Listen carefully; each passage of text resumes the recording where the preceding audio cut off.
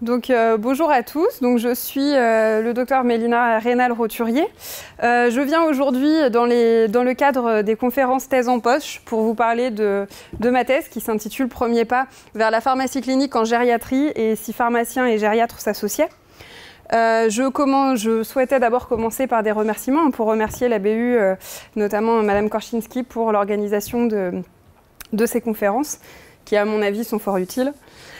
Donc je vais suivre un plan comme on m'a demandé. Donc tout d'abord commencer par parler de mon parcours. Donc comment je suis arrivée en pharmacie, comment j'ai mené mon internat. Ensuite vous détailler mon projet de thèse, donc la recherche du sujet, la rédaction. Et puis je vous présenterai ma soutenance de thèse un peu allégée. Donc pour revenir sur mon parcours, j'ai débuté mon parcours en pharmacie à l'UFR de sciences pharmaceutiques de Nantes. Donc avec une entrée en septembre 2007, où j'ai passé mon concours d'entrée. Donc à l'époque, ce n'était pas encore les années communes avec le PACES, c'était encore séparé, donc la première année pharma. Puis jusqu'en 2012, j'ai mené ma formation commune de base en pharmacie. Je tenais à appuyer l'obtention d'une maîtrise en sciences, technologies, santé, donc qui correspond en fait à un master 1.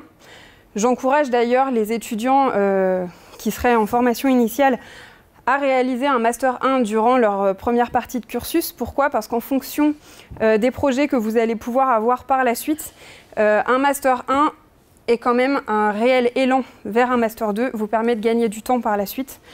Et on a quand même plus de temps de s'en occuper lorsque l'on est dans sa première partie de formation. J'ai ensuite réalisé mon externat au CHU de Nantes, passé mon concours de l'internat. J'ai commencé à découvrir la pharmacie hospitalière lors d'un poste de faisant fonction d'interne à l'APUI du CHU de Nantes. Et je suis arrivée pour mon internat de DES de pharmacie hospitalière au CHU de Caen, donc à l'UFR de sciences pharmaceutiques de Caen. Pour ceux qui connaissent un petit peu, je vais détailler un peu plus mon parcours de l'internat en pharmacie. Donc pour rappeler, déjà, l'internat en pharmacie, on a 3 filières différentes lorsque l'on passe le concours. Il y a la pharmacie hospitalière, la biologie et la filière innovation pharmaceutique et recherche. Donc moi, j'ai choisi la pharmacie hospitalière. Et dans le cadre de la pharmacie hospitalière, on nous impose en fait une maquette à réaliser donc pour la région nord-ouest, dont le CHU de Caen fait partie. Cette maquette doit être réalisée dans les 2 premières années d'internat. Cette maquette, en fait, nous impose de passer par 4 grands agréments, 4 grands domaines de la pharmacie pour découvrir un peu tout le métier.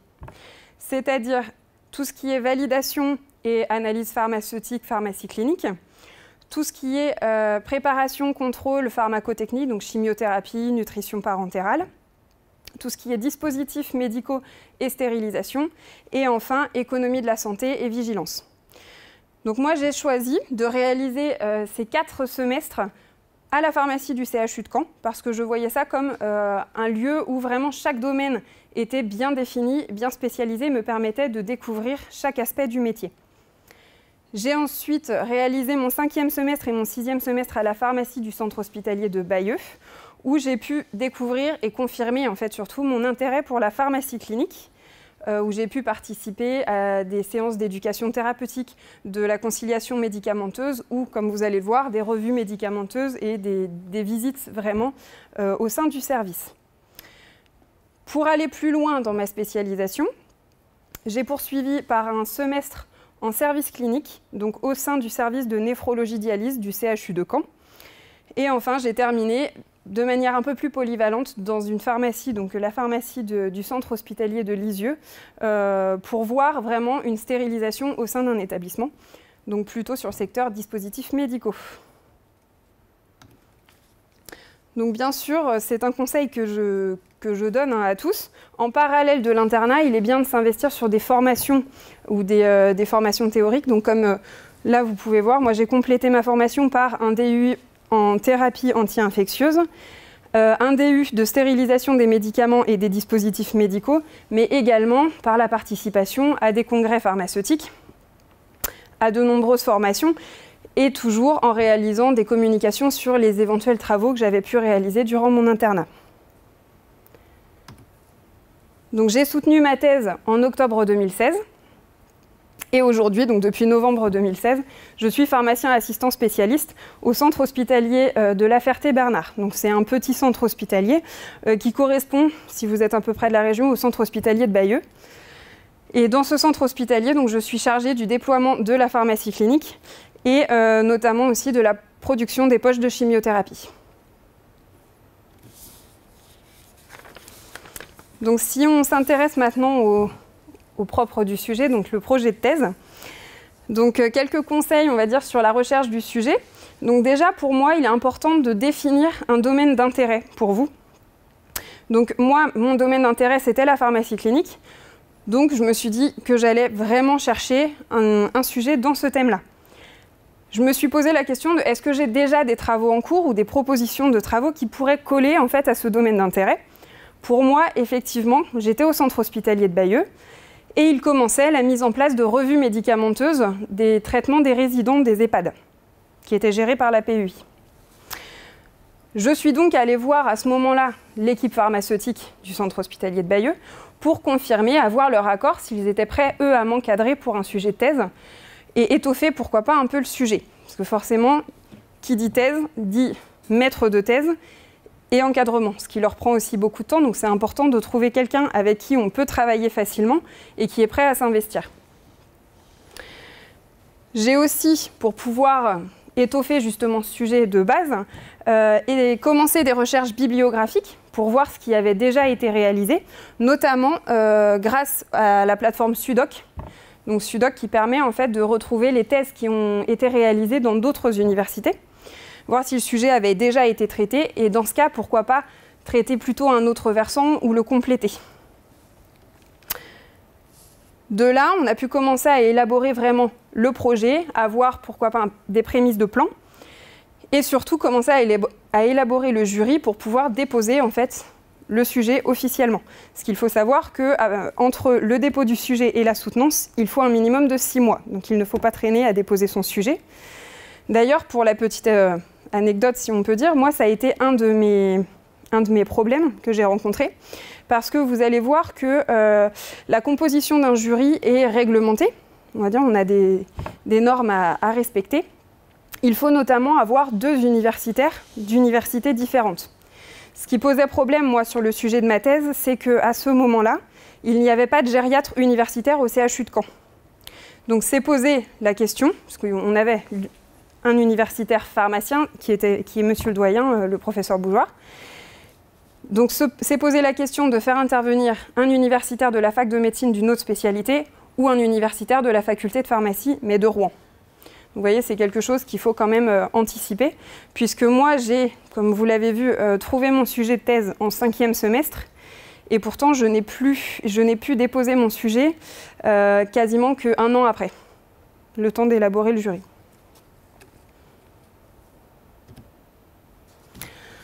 Ensuite vient la phase de recueil de données. Donc la phase de recueil de données, tout d'abord, pour moi, a commencé par une recherche bibliographique approfondie, pour avoir vraiment le plus d'informations possible, une méthodologie claire avec des critères vraiment spécifiés sur ce que je voulais rechercher. Donc pour cela, j'ai participé aux formations à la BU et aux formations Zotero, que je vous recommande fortement, puisque réaliser une thèse sans, par exemple, l'outil Zotero, s'avérerait quand même compliqué, c'est un gain de temps considérable. J'ai beaucoup utilisé des plateformes qui sont d'ailleurs présentées durant ces formations, comme PubMed, comme le SysMef pour les mots-clés, comme les sociétés savantes relatives à nos disciplines. Donc moi, la Société française de pharmacie clinique, mais aussi la Société française de gérontologie, mais également les J-France ou des revues diverses qui pouvaient traiter de ce sujet. À partir de toute cette bibliographie, on a établi la méthodologie de recueil des données, c'est-à-dire on a fixé les critères à respecter. Comme ça, mon analyse de mes données recueillies n'a pas varié entre le début de mon travail et la fin de mon travail. Et enfin, nous avons commencé à interpréter les résultats pour pouvoir débuter la rédaction de la thèse. Quelques conseils sur la rédaction proprement dite. Soyez vigilants dès le début à tout ce qui est faute d'orthographe et conjugaison. Une explication simple, c'est que lorsque l'on a une page à relire, on est plus vigilant. Lorsque l'on en a 100, on y est beaucoup moins. Et par expérience, par rapport à tous les amis aussi qui ont pu passer des thèses, malgré le nombre de personnes qui a pu les relire, le jour où on ouvre la thèse, souvent on en retrouve quand même une. Donc il vaut mieux s'y prendre dès le début et pas se dire qu'on va le reprendre à la fin. Petit conseil. Ensuite, l'important aussi, c'est la connaissance des logiciels utilisés.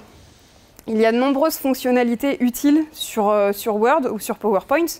Donc je pense à l'insertion automatique, par exemple, de la bibliographie pour tout ce qui est Zotero. Je pense à l'insertion du sommaire automatique, à la mise en forme automatique des titres, des petites choses toutes bêtes mais qui font gagner du temps. Et pareil pour tout ce qui est PowerPoint, l'utilisation du mode présentateur notamment, pour pouvoir avoir vos commentaires le jour J si jamais il y a un problème. Et donc pour la rédaction d'une thèse, il y a quand même une méthodologie, un plan standard à avoir. Donc moi j'ai essayé de vous le définir simplement. Donc comme tous travaux, il y a une introduction. Ensuite, souvent il faut commencer par définir le contexte, ou avoir, en fait c'est un peu la partie bibliographique pour présenter ce qui vous a amené à faire ce travail. Ensuite on présente ses objectifs et du coup ses matériels et méthodes. Donc qu'est-ce que j'ai réalisé et comment.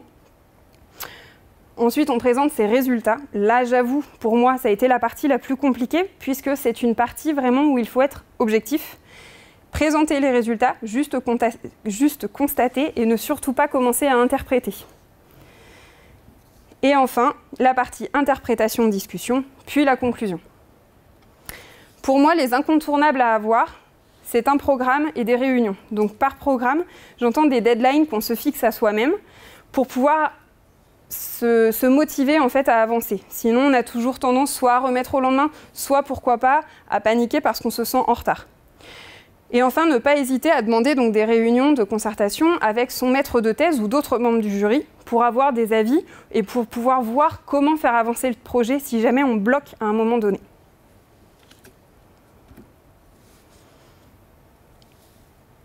Donc je vais maintenant vous présenter ma soutenance de thèse de manière un peu allégée. Donc pour vous rappeler le titre, donc il s'agissait des premiers pas vers la pharmacie clinique en gériatrie et si pharmaciens et gériatres s'associaient. Donc je vais commencer par vous présenter ce qu'est la iatrogénie médicamenteuse. Puis je vous présenterai le contexte général qui m'a amené à travailler sur ce sujet, donc le déploiement de la pharmacie clinique et le contexte local à Bayeux. Je vous présenterai les actions que j'ai pu mettre en place pour mener ce projet, donc la revue médicamenteuse et l'analyse et les visites pharmaceutiques au sein du service, puis une discussion et la conclusion. Donc l'iatrogénie médicamenteuse se définit par l'OMS comme étant toute réponse néfaste et non recherchée à un médicament survenant à des doses utilisées chez l'homme à des fins de prophylaxie, de diagnostic et de traitement. De nombreuses études françaises ont été faites, et internationales d'ailleurs, sur ce sujet. On a pu recenser qu'en moyenne, 130 000 événements indésirables médicamenteux graves avaient lieu chaque année en France, ce qui représente un budget de 400 millions d'euros par an. Donc on voit bien pourquoi est-ce que la sécurisation de la prise en charge médicamenteuse est replacée au centre des préoccupations. Donc une solution pour sécuriser cette prise en charge médicamenteuse est de déployer la pharmacie clinique, qui d'ailleurs, depuis ma thèse, fait partie de l'actualité, puisque maintenant elle est inclue dans le CAQES, si vous en avez entendu parler, au niveau des hôpitaux. Donc la pharmacie clinique, qu'est-ce que c'est? Il s'agit de recentrer le patient au sein de sa prise en charge médicamenteuse et de recentrer aussi les compétences pharmaceutiques sur le patient pour pouvoir mettre en place des activités, de nouvelles activités, comme la conciliation médicamenteuse ou l'éducation thérapeutique, qui vont permettre une collaboration de tous les professionnels pour que le patient gagne en autonomie.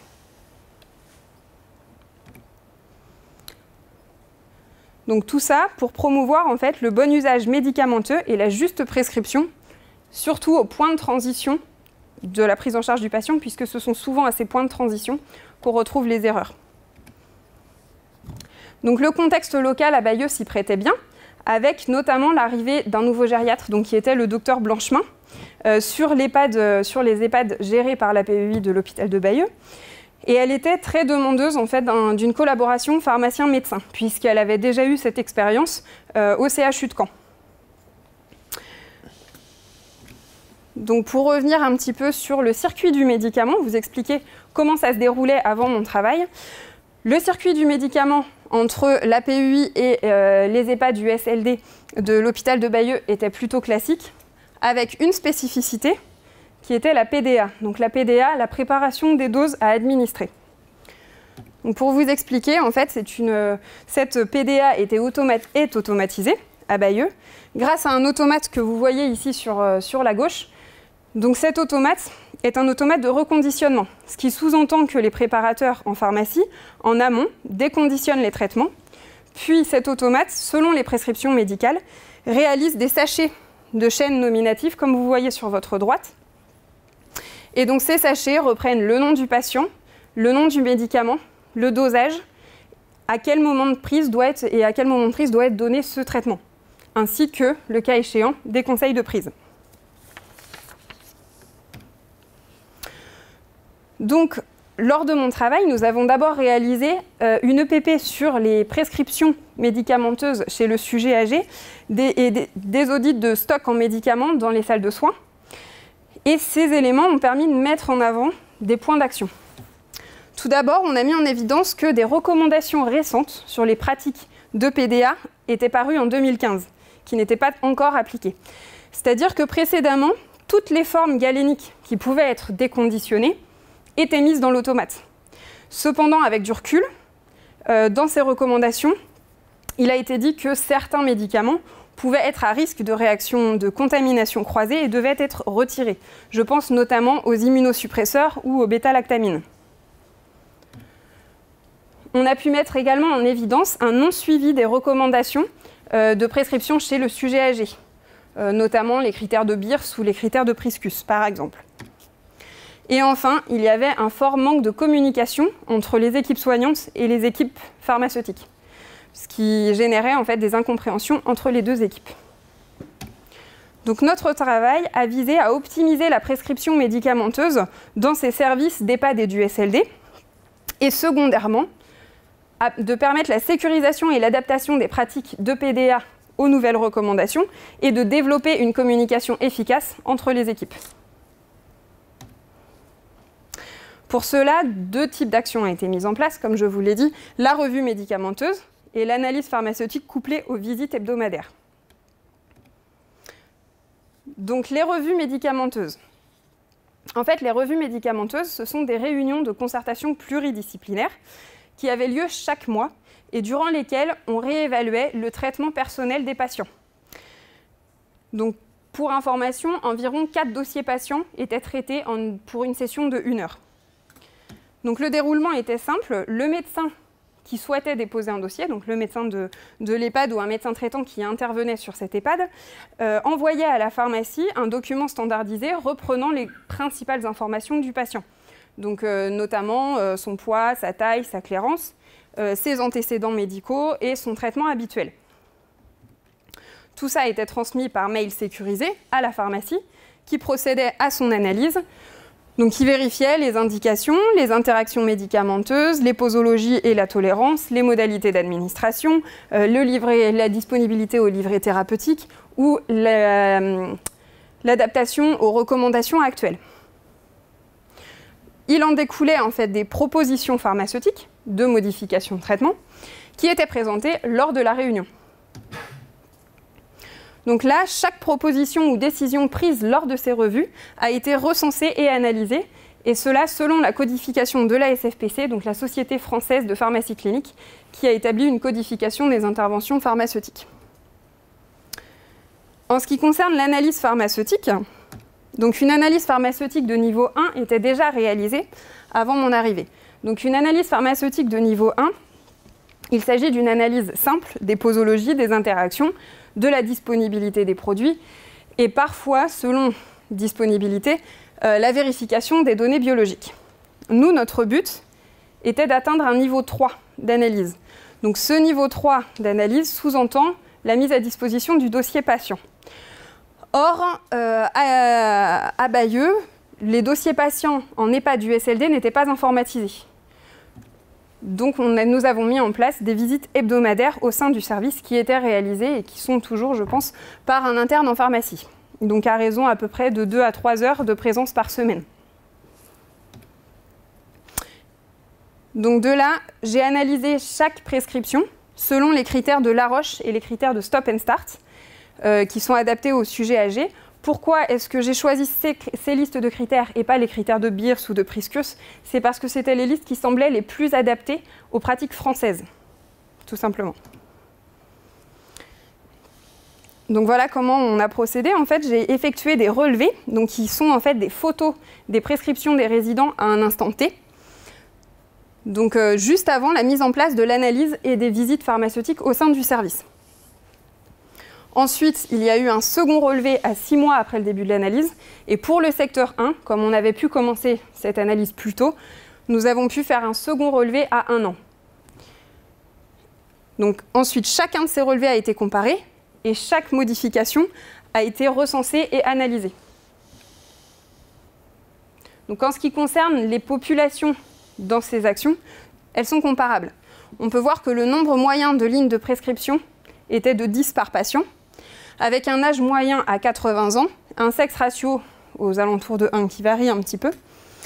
Et surtout, on voit que le nombre de propositions et de modifications liées à ces actions est non négligeable, puisque ça représente à peu près 3 à 4 modifications par prescription. Alors, quels problèmes et quelles solutions ont pu être trouvés lors de ces actions? Donc, durant la revue médicamenteuse, on voit que la majorité des propositions faites correspondaient à des modifications de voies ou de modalités d'administration des traitements. Et enfin, sur des modifications ou des adaptations de traitement liées à des indications qui n'étaient pas traitées ou à des médicaments qui étaient non indiqués. On retrouve à peu près la même chose lors de l'analyse et des visites pharmaceutiques, où la plupart des actions venaient de la réévaluation, demandaient en fait la réévaluation du traitement ou l'adaptation justement des modalités d'administration par les modifications des plans de prise ou la dispensation de conseils de prise. Nous nous sommes posé la question de si certains traitements étaient plus concernés par ces actions pharmaceutiques. On voit que cela concerne majoritairement les médicaments du système nerveux, des voies digestives et du métabolisme, du système cardiovasculaire et des médicaments du sang et des organes hématopoïétiques. Le problème, c'est que ce constat ne nous a pas apporté suffisamment d'informations puisqu'il s'agit du profil standard des prescriptions des sujets âgés. Nous avons donc précisé un petit peu l'analyse en descendant à la classe ATC numéro 2. Et donc là, nous avons pu mettre en évidence certaines classes de médicaments qui étaient plus impactées par les interventions pharmaceutiques. Notamment les médicaments pour les troubles de l'acidité, les médicaments pour la constipation, les antithrombotiques et les préparations anti-anémiques, les analgésiques, les psycholeptiques et les psychoanaleptiques. Dans tout ce qui est système cardiovasculaire, c'est beaucoup plus diversifié, mais il s'agit surtout d'antihypertenseurs. Donc là, nous avons regardé s'il y avait des classes pharmacologiques qui pouvaient être plus à risque et donc sur lesquelles il fallait cibler notre analyse. Et là, on peut mettre en évidence en fait un grand nombre d'interventions sur les prescriptions d'antiacides, d'inhibiteurs de pompe à protons, de laxatifs lubrifiants et de laxatifs osmotiques. Donc par exemple, les prescriptions d'antiacides, notamment, ont été arrêtées ou modifiées, tout simplement pour limiter les risques d'interaction médicamenteuse avec la prise concomitante de d'autres traitements. La prescription d'inhibiteurs de la pompe à protons ont été majoritairement arrêtées, diminuées ou modifiées pour coller au maximum aux recommandations de traitement, parce que la plupart des patients avaient des traitements depuis plusieurs années et souvent à pleine dose.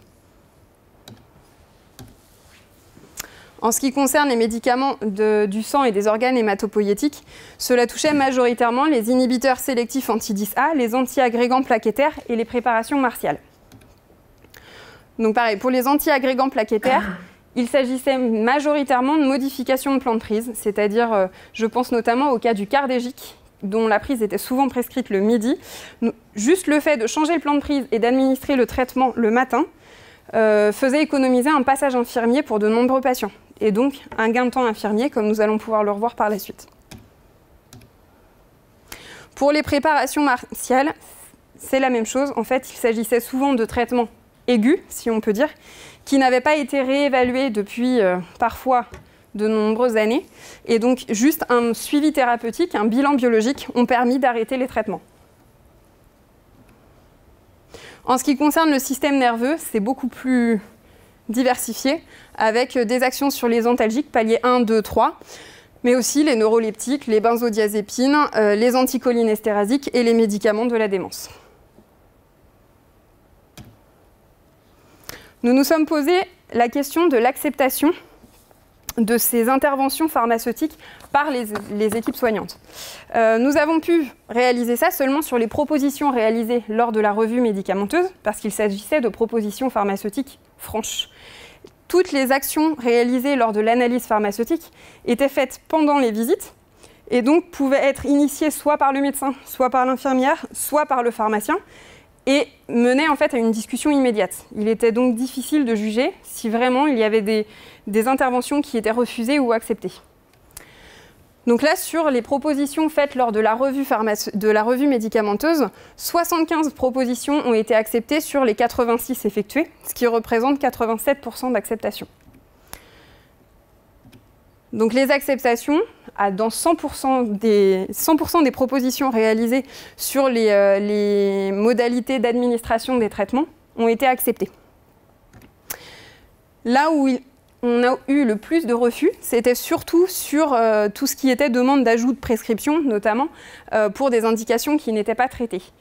En fait, là est ressorti le problème du dossier papier, puisque ce dossier n'était pas disponible à la pharmacie, et parfois il avait été notifié dans un compte-rendu de consultation l'arrêt d'un traitement qui n'était pas disponible au niveau du pharmacien.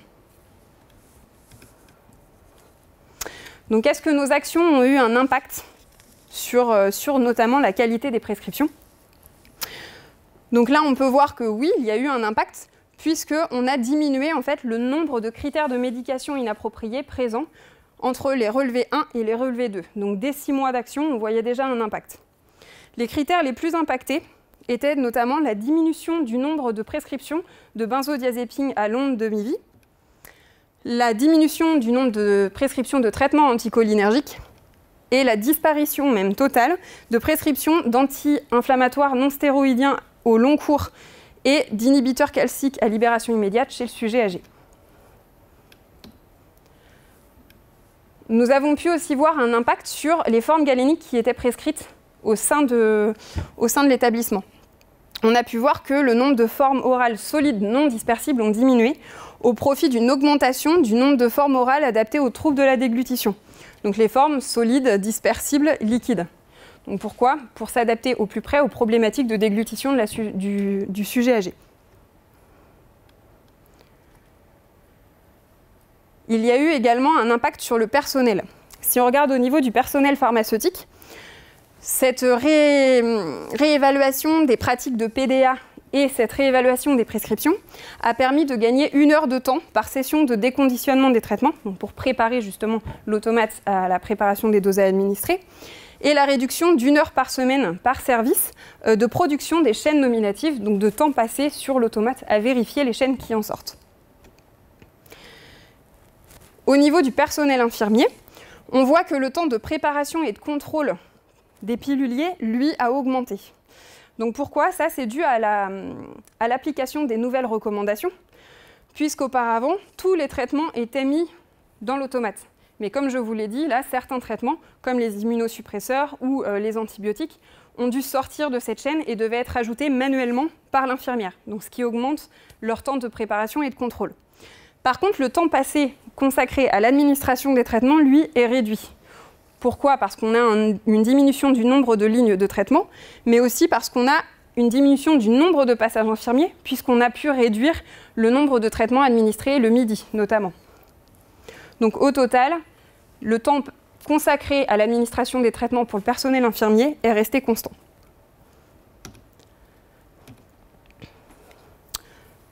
Donc notre objectif primaire était d'optimiser les prescriptions médicamenteuses au sein de l'EHPAD du SLD du centre hospitalier de Bayeux.